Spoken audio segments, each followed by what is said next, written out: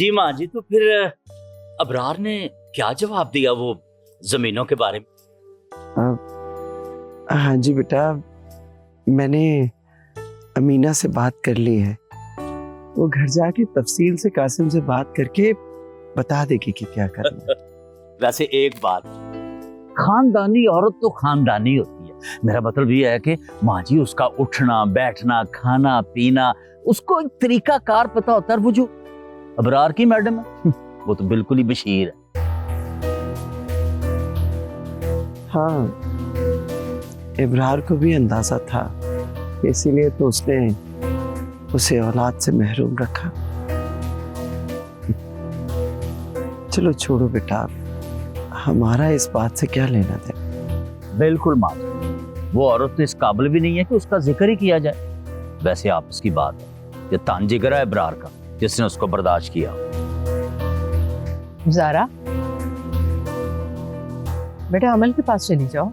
वहीं से आई है, बस हम लोग तो अब जा ही रहे हैं। भाभी जी, खाने का बहुत बहुत शुक्रिया। वैसे एक बात है, खाना था बड़ा स्वादी।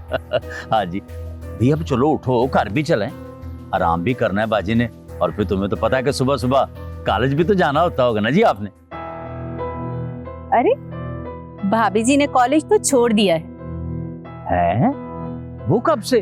चलो अच्छा ही किया भाभी जी। वैसे अल्लाह का लाख लाख शुक्र है, 1000 नेमतें आपके पास मौजूद हैं। भला आपको नौकरी की क्या जरूरत है? मैंने कहा वैसे वो पेंशन तो मिलेगी ना?